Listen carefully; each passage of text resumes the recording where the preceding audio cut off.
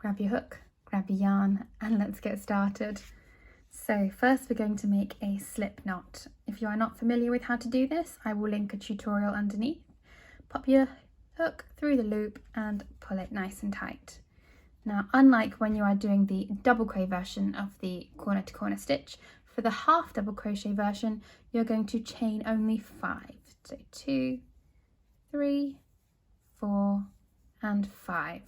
You're then going to yarn over, and now you're going to count back, so from the 3rd chain from the hook. So that was again the 3rd chain that you made.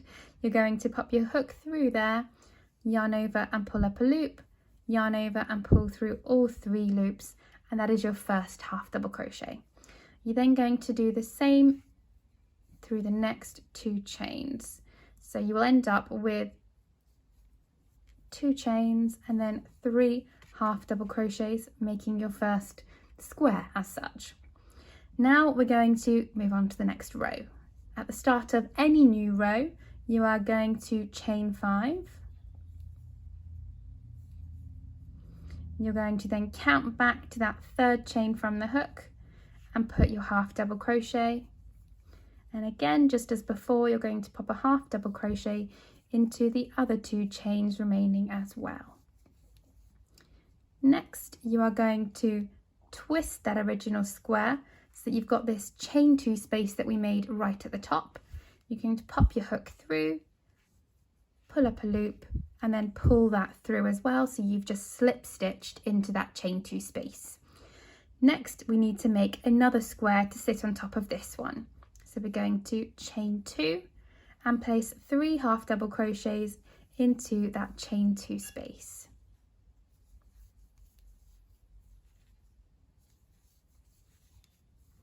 Like so. So you've now got 1 square which represents your first row and 2 squares which represents your second row.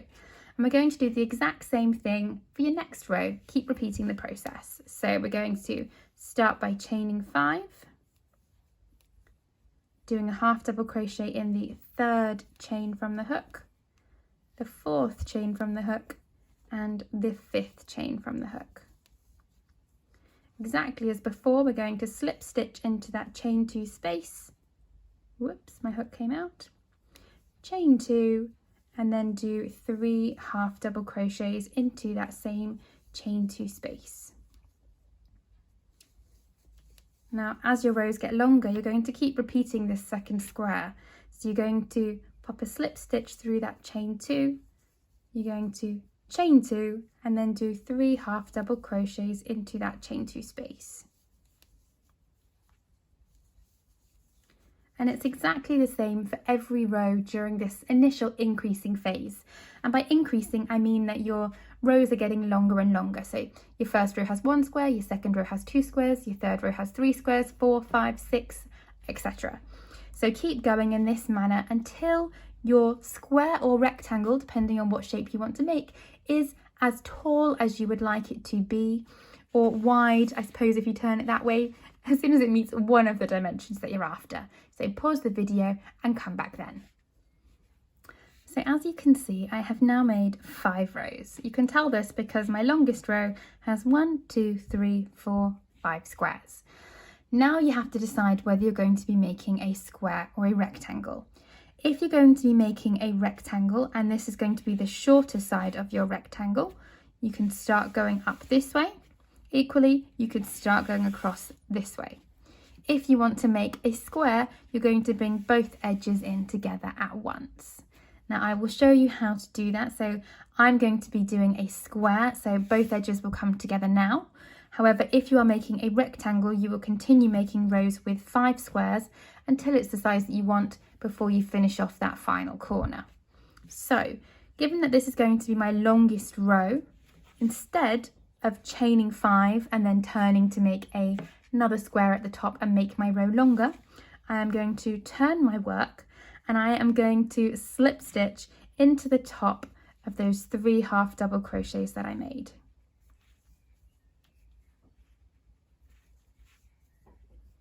Okay, we then turn our work like this, and now we're going to behave as if we've already done that chain 5, 3 half double crochets. So just like you would for every other square, you're going to chain 2 and you're going to place 3 half double crochets into that chain 2 space. And you are going to do that for every square along this row until you get to this one here, so the penultimate square. Come back and meet me then. Okay, so as you can see, I have just made that square that's attached to the penultimate square of my row. Now I want this row to make a square, so I want it to go along here and not continue going up in this direction. So in order to start going back this way, I am going to slip stitch into that chain 2 space as I normally would, but then I'm going to turn my work and I'm going to slip stitch into the top of those 3 half double crochets that I have just made. Then you're going to repeat the same process all over again. You're going to chain 2 and do 3 half double crochets into that chain 2 space. Oh, I need a bit more yarn. And keep working up that row until, again, you get to that penultimate square where you're going to slip stitch, turn, and then slip stitch into the top of the half double crochets. Keep repeating that until you come to the end of your square. So meet me there. Okay. So you've just made that final little square part of your larger square. Now, exactly as before, you're going to slip stitch into that adjacent chain 2 space. Now, technically, you could chain 1, cut your yarn and pull through at this point. However, it leaves your yarn in a bit of a funny place. I think it looks much neater after you've woven in your ends if you turn and slip stitch into your 3 half double crochets as you normally would. Then make your chain 1, cut your yarn and pull through that tail. Now when you weave in your ends, I think it will look a little bit neater. And if necessary, you can then go and block your square to make it look perfect. I hope this has helped. Enjoy!